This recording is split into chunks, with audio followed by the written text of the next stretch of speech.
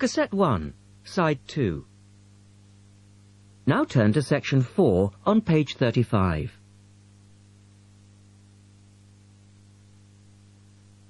Test 1, Section 4. You will hear a lecturer talking about dust storms.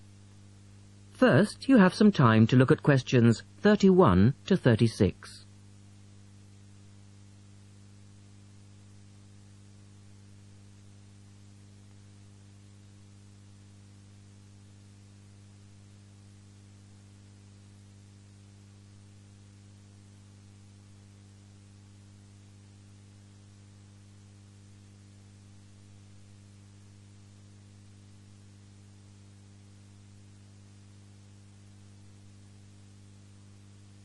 Now listen carefully and answer questions 31 to 36.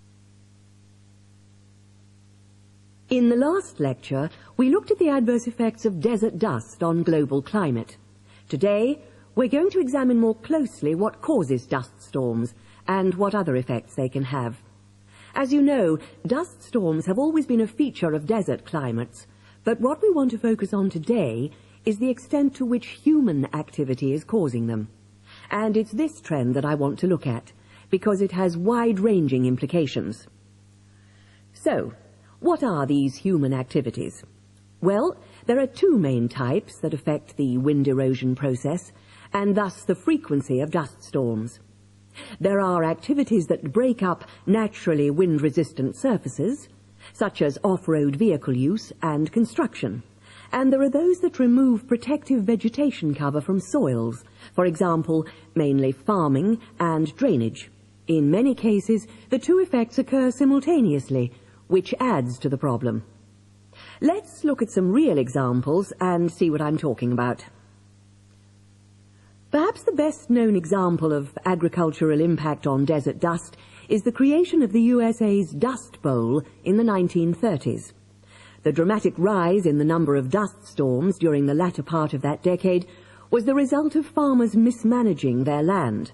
In fact, choking dust storms became so commonplace that the decade became known as the Dirty 30s.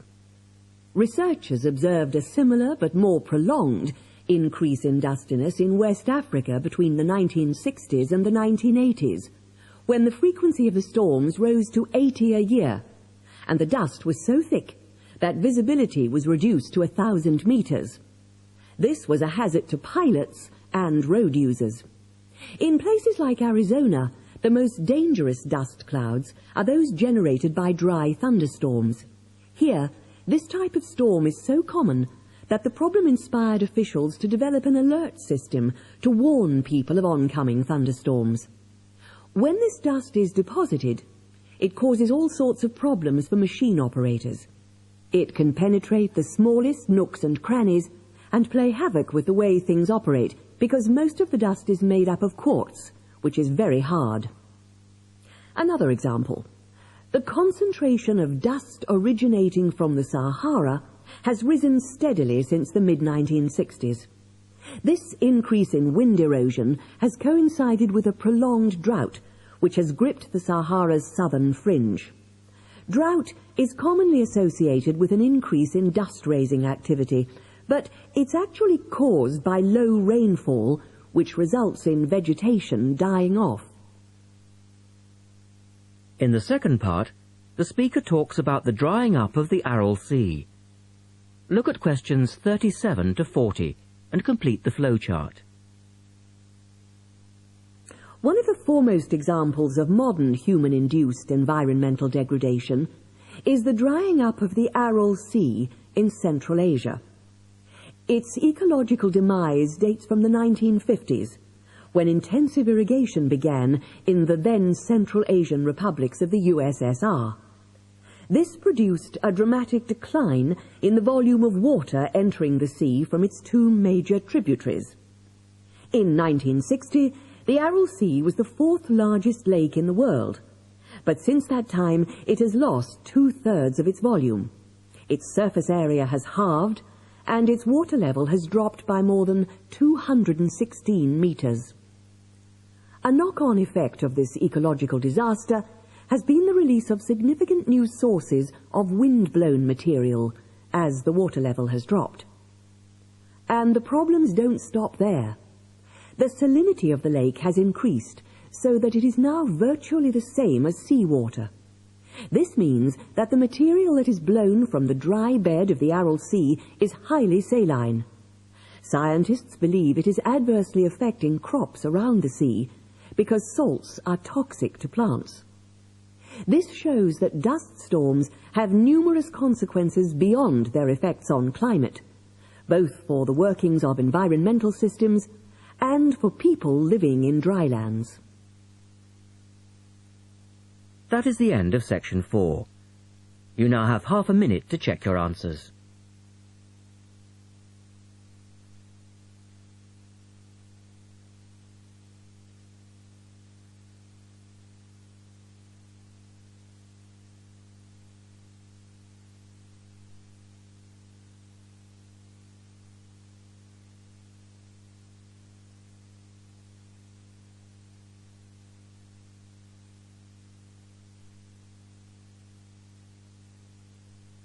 That is the end of the listening test. At the end of the real test, you will have 10 minutes to transfer your answers to the listening answer sheet.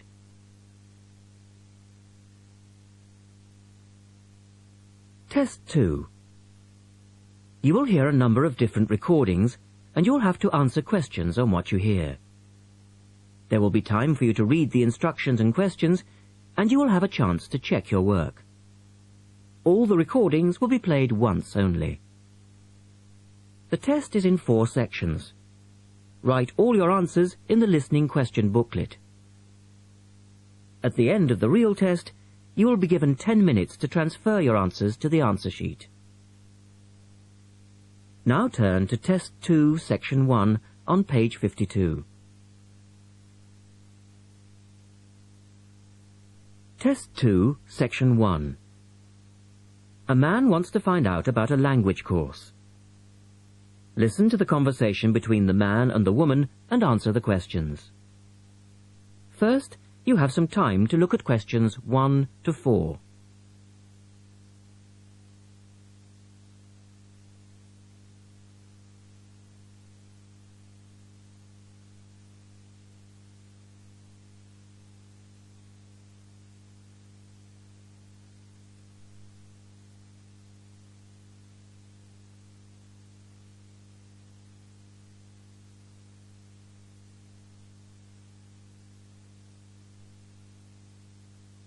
You will see that there is an example which has been done for you.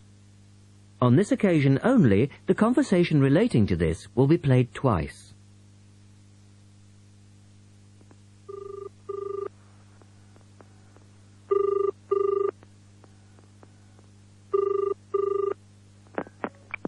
Good morning, University Language Centre. How can I help you?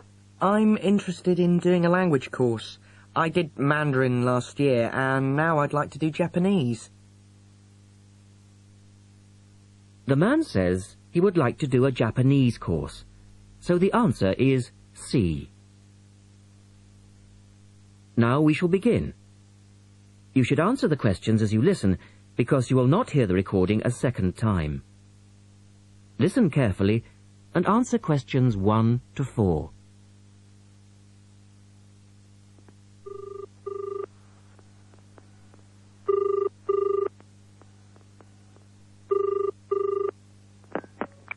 Good morning, University Language Centre. How can I help you? I'm interested in doing a language course. I did Mandarin last year, and now I'd like to do Japanese. Can you give me some information about what courses are available at your centre, and when they start, that sort of thing? Yes, certainly. Well, we actually offer a number of courses in Japanese at different levels. Are you looking for full-time or part-time? Oh, I couldn't manage full-time as I work every day. But evenings would be fine, and certainly preferable to weekends. Well, we don't offer courses at the weekend anyway, but let me run through your options. We have a 12-week intensive course, 3 hours, 3 nights a week. That's our crash course. Or an 8-month course, 2 nights a week. I think the crash course would suit me best, as I'll be leaving for Japan in 6 months' time. Are you a beginner? Not a complete beginner, no. Well, we offer the courses at 3 levels. Beginners, lower intermediate and upper intermediate, though we don't always run them all. It depends very much on demand. I'd probably be at the lower intermediate level, as I did some Japanese at school, but that was ages ago. Right. Well, the next level 2 course begins on Monday the 12th of September. There are still some places on that one. Otherwise, you'd have to wait until January or March. No, I'd prefer the next course. The woman asks the man for some details about himself. Look at questions 5 to 10.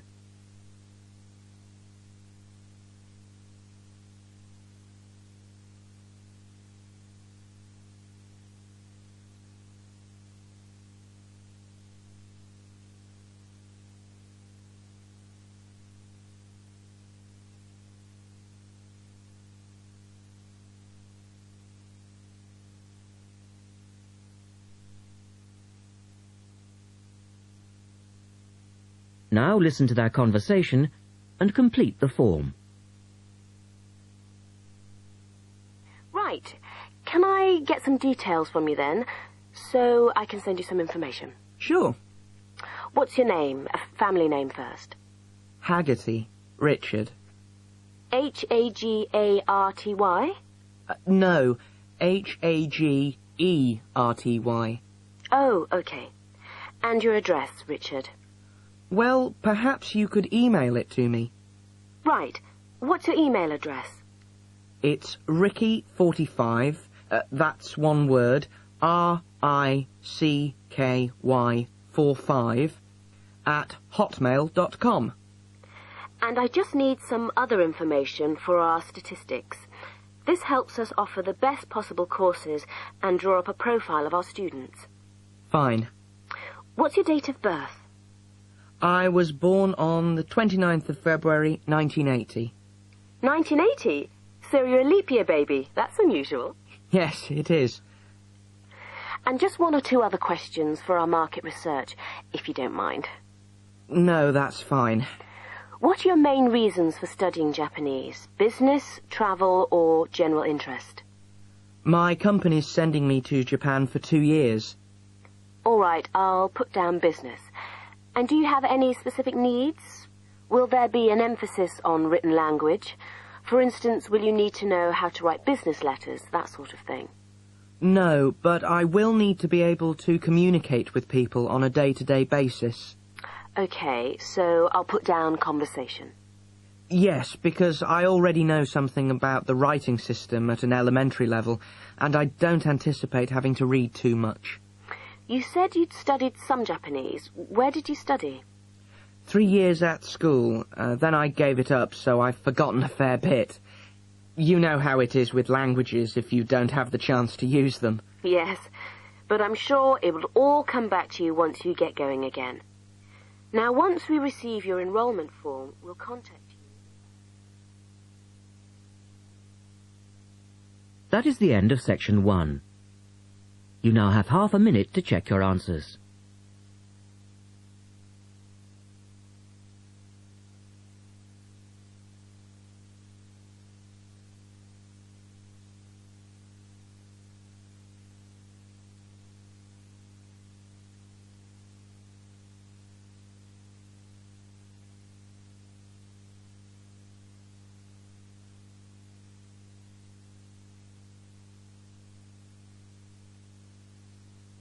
Now turn to section 2 on page 54.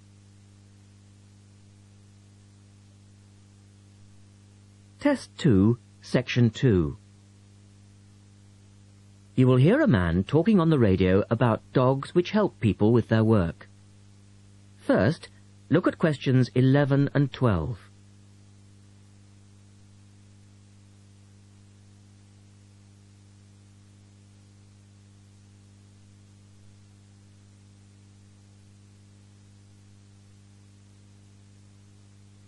As you listen to the first part of the talk, answer questions 11 and 12.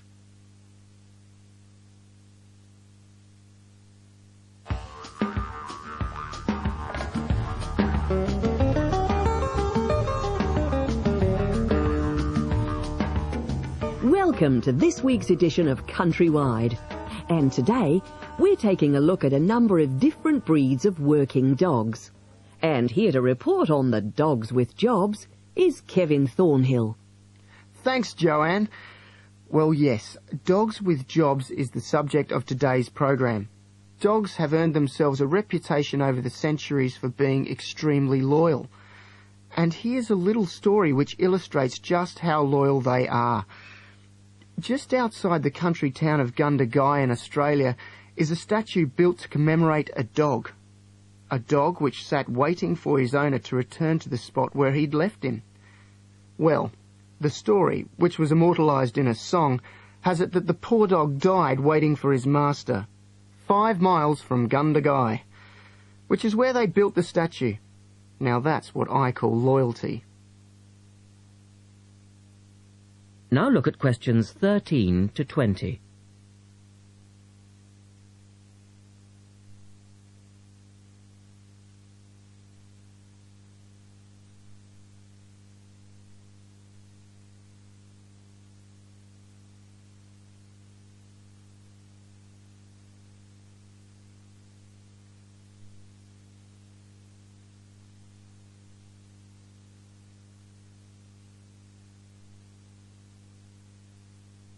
As the talk continues, complete the table for questions 13 to 20. Well, because of their loyalty and also their ability to learn practical skills, dogs can be trained to do a number of very valuable jobs. Perhaps the most well-known of working dogs is the Border Collie sheepdog. Sheepdogs which work in unison with their masters need to be smart and obedient, with a natural ability to herd sheep. Some farmers say that their dogs are so smart that they not only herd sheep, they can count them too. Another much-loved working dog is the guide dog, trained to work with the blind. Guide dogs, usually Labradors, need to be confident enough to lead their owner through traffic and crowds, but they must also be of a gentle nature. It costs a great deal of money to train a dog for this very valuable work, but the guide dog associations in the UK, America and Australia receive no government assistance, so all the money comes from donations. Another common breed of work dog is the German Shepherd. German Shepherds make excellent guard dogs and are also very appropriate as search and rescue dogs, working in disaster zones after earthquakes and avalanches. These dogs must be tough and courageous to cope with the arduous conditions of their work, and so that they can be sent anywhere in the world to assist in disaster relief operations, effective dogs and their trainers are now listed on an international database. When you arrive at an airport here, you may be greeted in the baggage hall by a detector dog, wearing a little red coat bearing the words "Quarantine." These dogs are trained to sniff out fresh fruit as well as meat and even live animals hidden in people's bags. In order to be effective, a good detector dog must have an enormous food drive. In other words, they must really love their food. At Sydney Airport, where there are 10 detector dogs working full-time, they stop about 80 people a month trying to bring illegal goods into the country. And according to their trainers, they very rarely get it wrong. Another famous working dog is the husky. Huskies, which originally came from Siberia, have been used for decades as a means of transport on snow, particularly in Antarctica where they have played an important role. Huskies are well adapted to harsh conditions and they enjoy working in a team. But the huskies have all left Antarctica now because the international treaty prohibits their use in the territory as they are not native animals. Many people were sad to see the dogs leave Antarctica, as they had been vital to the early expeditions and earned their place in history along with the explorers. That is the end of section 2. You now have half a minute to check your answers.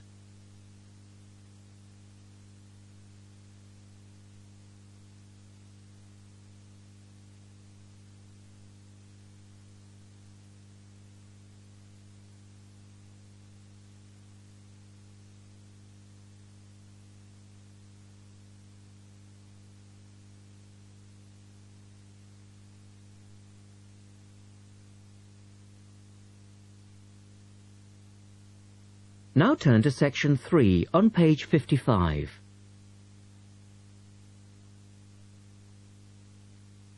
Test 2, Section 3. In this section, you will hear a discussion about a system of writing for the blind known as Braille. First, look at questions 21 to 23.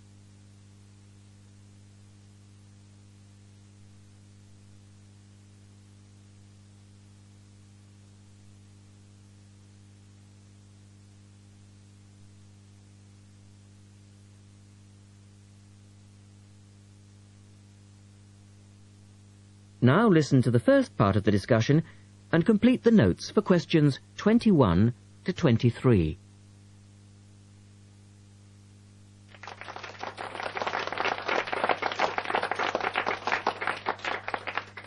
We're very pleased to welcome to our special interest group today Dr. Linda Graycar, who is from the City Institute for the Blind. Linda is going to talk to us about the system of writing for the blind known as Braille. Linda, welcome. Thank you. Now, we'd like to keep this session pretty informal, and I know Linda won't mind if members of the group want to ask questions as we go along. Well, let's start with an obvious one. What is Braille, and where does it get its name from? Well, as you said, Braille is a system of writing used by and for people who cannot see. It gets its name from the man who invented it, the Frenchman Louis Braille, who lived in the early 19th century. Was Louis Braille actually blind himself? Well, he wasn't born blind, but he lost his sight at the age of 3 as the result of an accident in his father's workshop. Louis Braille then went to Paris to the National Institute for Blind Children, and that's where he invented his writing system at the age of only 15 in 1824, while he was at the Institute. But he wasn't the first person to invent a system of touch reading for the blind, was he? No, another Frenchman had already come up with the idea of printing embossed letters that stood out from the paper, but this was very cumbersome and inefficient. Did Louis Braille base his system on the first one? No, not really. When he first went to Paris, he heard about a military system of writing using 12 dots. This was a system invented by an enterprising French army officer, and it was known as night writing. It wasn't meant for the blind, but rather for battle communications at night. That must have been fun. Look at questions 24 to 30.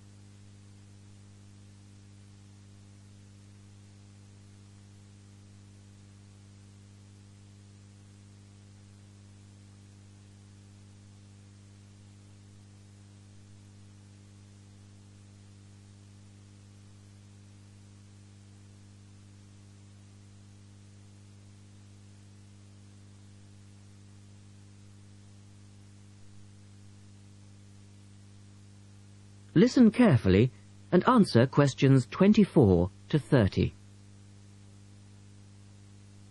Anyway, Braille took this system as a starting point, but instead of using the 12 dots, which night writing used, he cut the number of dots in half and developed a 6-dot system.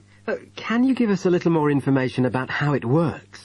Well, it's a system of touch reading, which uses an arrangement of raised dots called a cell.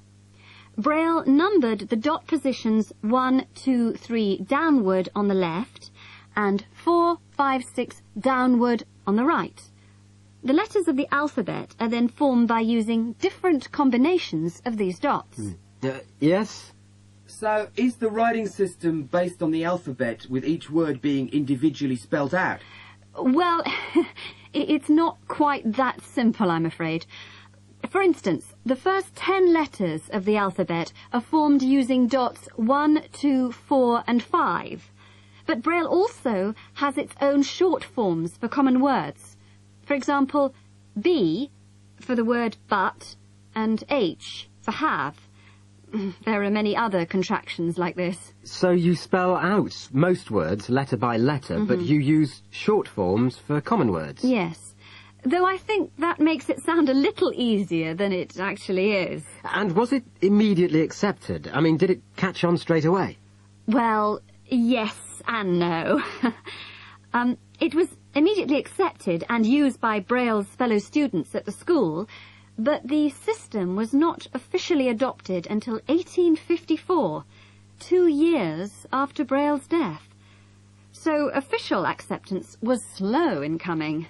I suppose it works for all languages which use the Roman alphabet. Yes, it does, with adaptations, of course. Can it be written by hand, or do you need a machine to produce Braille? Well, you can write it by hand onto paper with a device called a slate and stylus. But the trick is that you have to write backwards, from right to left, so that when you turn your sheet over, the dots face upwards and can be read like English from left to right. Oh, I see. But these days, you'd probably use a Braille writing machine, which is a lot easier. And tell us, Linda, is Braille used in other ways, other than for reading text? Yes, indeed. In addition to the literary Braille code, as it's known, which of course includes English and French, there are other codes.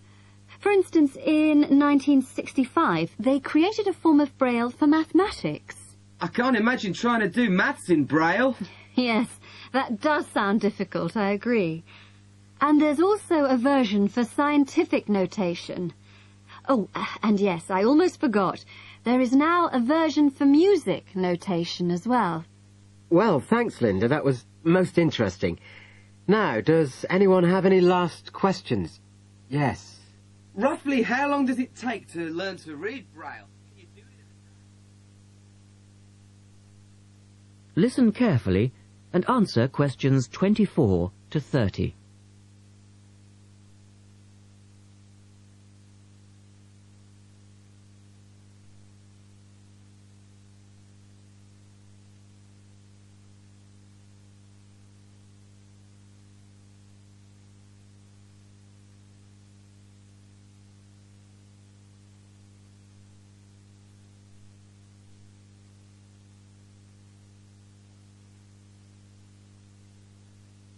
Now turn to section 4 on page 56.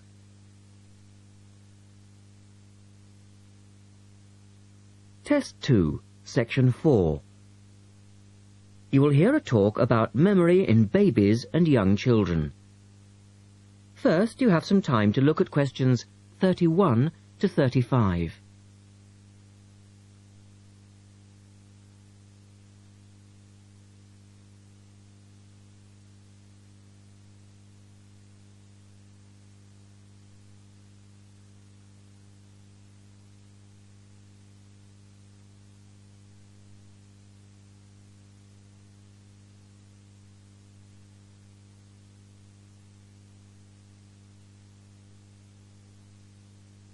Now listen carefully and answer questions 31 to 35.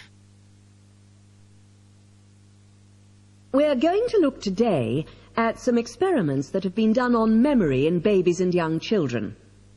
Our memories, it's true to say, work very differently, depending upon whether we are very old, very young, or somewhere in the middle. But when exactly do we start to remember things? And how much can we recall? One of the first questions that we might ask is, do babies have any kind of episodic memory? Can they remember particular events? Obviously, we can't ask them, so how do we find out? Well, one experiment that's been used has produced some interesting results. It's quite simple and involves a baby in its cot, a colourful mobile, and a piece of string. It works like this. If you suspend the mobile above the cot and connect the baby's foot to it with the string, the mobile will move every time the baby kicks. Now you can allow time for the baby to learn what happens and enjoy the activity. Then you remove the mobile for a time and reintroduce it sometime from 1 to 14 days later. If you look at this table of results, at the top 2 rows, you can see that what is observed shows that 2-month-old babies can remember the trick for up to 2 days, and 3-month-old babies for up to a fortnight. And although babies trained on one mobile will respond only if you use the familiar mobile, if you train them on a variety of colours and designs, they will happily respond to each one in turn. Now, looking at the third row on the table, you will see that when they learn to speak, babies as young as 21 months demonstrate an ability to remember events which happened several weeks earlier. And by the time they are 2, some children's memories will stretch back over 6 months, though their recall will be random, with little distinction between key events and trivial ones. And very few of these memories, if any, will survive into later life. So, we can conclude from this that even very tiny babies are capable of grasping and remembering a concept. Look at questions 36 to 40.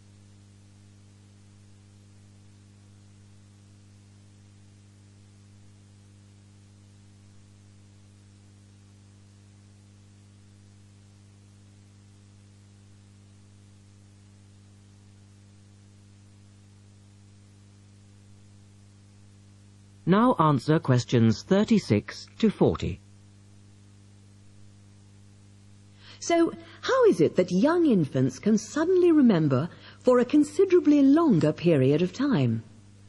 Well, one theory accounting for all of this, and this relates to the next question we might ask, is that memory develops with language. Very young children with limited vocabularies are not good at organizing their thoughts. Though they may be capable of storing memories, do they have the ability to retrieve them? One expert has suggested an analogy with books on a library shelf. With infants, he says, it's as if early books are hard to find because they were acquired before the cataloguing system was developed. But even older children forget far more quickly than adults do. In another experiment, several 6-year-olds, 9-year-olds and adults were shown a staged incident. In other words, they all watched what they thought was a natural sequence of events. The incident went like this. A lecture, which they were listening to, was suddenly interrupted by something accidentally overturning. In this case, it was a slide projector. To add a third stage, and make the recall more demanding, this accident was then followed by an argument. In a memory test the following day, the adults and the 9-year-olds scored an average 70%, and the 6-year-olds did only slightly worse. In a retest 5 months later, the pattern was very different. The adults' memory recall hadn't changed, but the 9-year-olds had slipped to less than 60%, and the 6-year-olds could manage little better than 40% recall. In similar experiments with numbers, digit span is shown to vary. That is the end of section 4. You now have half a minute to check your answers.